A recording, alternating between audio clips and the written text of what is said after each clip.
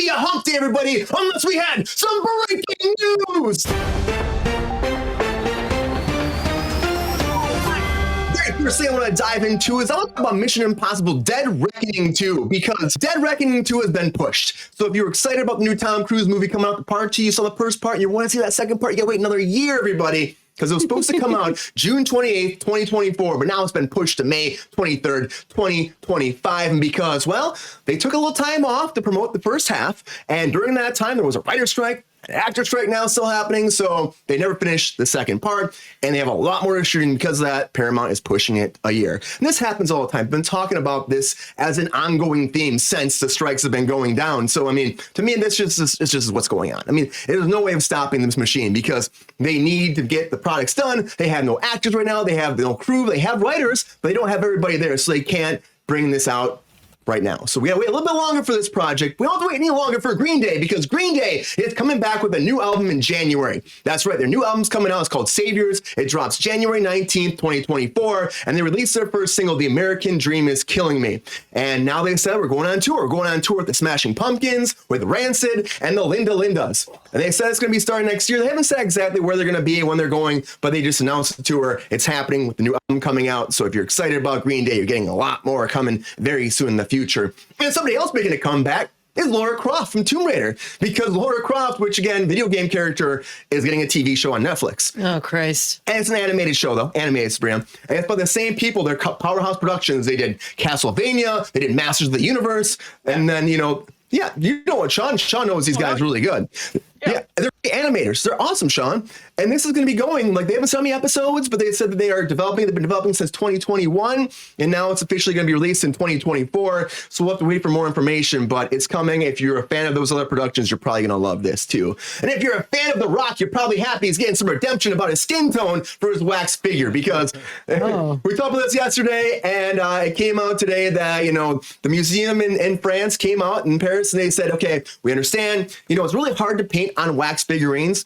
So we put The Rock in some white light, and he just looked a little bit too pale to us. So we understand what The Rock's concern was. They didn't look like him. So there's a picture of him making The Rock a little bit more tan, a little darker skin tone, and they might change his shirt too. They haven't said that for sure, but they said they can't wait for The Rock to come have a drink with his wax figurine, and he's going to look like the people's champion. They said, long live Dwayne The Rock Johnson. So rectifying that right now, but also long live Ted Lasso, because Ted Lasso is also bringing Barbies out, everybody. That's right, Barbie forms. Mattel is like, let's do Ted Lasso Barbie. So you got Ted Lasso, you got Keely, you got Rebecca. There's some images of them right now. You can buy these right now. Oh my God. This is only where it begins. I feel like Mattel is just looking at ways of making money. And of course, it's such a huge franchise.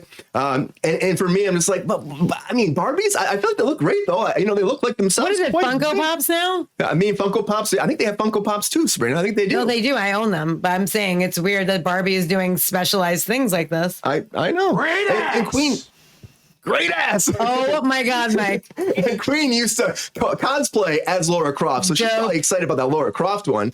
But if you love Barbie, you're going to get some Barbie, Ted Lasso. I mean, you might be the perfect storm for you.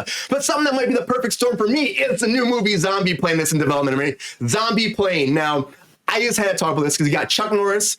Is that Vanilla Ice? Yeah, Vanilla Ice. Oh, shit. And you also have Australian singer turned actress Sophie Monk. Now, what is this about? Well, it's an action comedy, and it centers around a secret government organization that recruits celebrities to be undercover agents who must bond together to save humanity from an imminent zombie attack. Oh, wow. And Chuck Norris is Commander Chuck Norris in this. He plays himself, except he's been trained for a long time. He's going to take down these zombies, and he actually trained Vanilla Ice. And Vanilla Ice is like apparently a super freaking commando too. And they get together to try to stop these zombie attacks. So this is going down, and they're excited about. There's going to be a 90s bebop type soundtrack. Vanilla Ice will actually have music on this as well. And there'll be a lot of cameos coming out in this movie. So they said like for 90s people, early 2000s, there'd be a lot of those actors popping in just for a little cameo. So little moments in time. So zombies on a plane. That's what I was wondering, but it just says like a zombie invasion. So I don't know why it's called Zombie Plane. It's a very weird name, but there must be zombies on a plane. Come on, there has to be, right? It has to be. That's why it's named that, for sure. That's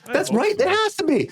Get these motherfucking zombies off these motherfucking planes. Just like Apple TV Plus, get off your high horse, man. Get off your high horse, because they're raising their prices again now. And for fuck's sake. And they're going up 43%. 43%. So you're now, if you're paying $6.99, it's going up to $9.99 a month. If you have an annual subscription from $69 a year, it's going to $99 a year. If you have Apple TV Plus News, that's going up too from $9.99 to $12.99. If you have Apple Arcade, which is a fucking great thing, if you have that, you can watch all these, like, play these video games. I know my niece and my nephew play them all the time. That's going from $4.99 to $6.99. And if you have Apple One bundles, they're going up as well from $16.95 to $19.95 for the individual, and for the family plan, it's going up from $22.90 up to $25.95. And this is happening today. It started today. So if you're signing up today, these prices are out there right now. If you have an annual subscription or you have other subscriptions, they'll go the next time your plan renews. And Apple is like, fuck you guys. Like, we're going to raise our prices during all this. And how can zombies fly, Queen? You're right. How can zombies fly? But also, how can we not have a deal yet? Because we don't have a deal yet for AMPTP and SAG-AFTRA. Now, they met yesterday. They were supposed to meet today, and it didn't happen. Now, SAG-AFTRA said they needed more time to go over the deal. That's why they didn't meet today. We found out about this right before we went live. And so they took the whole day to talk about it amongst themselves, go over the numbers, figure it out, and see if they can get a deal reached this week. But I mean, we'll see. We'll see. They said there's some hard feelings in the room right now. Insiders that have been there said that, well, you know, they called it a flop, kind of. I guess SAG was not exactly stoked about the offer. And that comes down to the residuals again. The biggest thing is residuals. Now, apparently AMPTP loves that whole 57-cent type world. You know, we'll take a portion of your subscription prices and they'll add that to like the residual market. But they didn't like the 57 cents apparently because they offered them something else. They're not saying what that number is, but the idea would be that, you know, SAG-AFTRA would get paid a percentage of every subscription from a membership. So you pay $19.95, you know, SAG wants 57 cents of that. They don't like that. They don't like, but Mike, they're better about this though too, Mike, because they did say that they like this better than the 1% of their gross income. So they don't want to give their gross income. And then SAG said 2% at one point. They went to 1%. They'd rather give like a portion of their subscription fees to the SAG-AFTRA in order to pay for residuals. So they're moving. We'll find out. I'm shocked about that they actually are going to go for this, but I guess they don't want to give up like a percentage of all of their gross income. And I feel like that's easier to find out. Like they might be able to hide how many subscriptions they have, and they might be able to like fuck the union over, I think, by this route. So it's got to be that. What else could it be, right?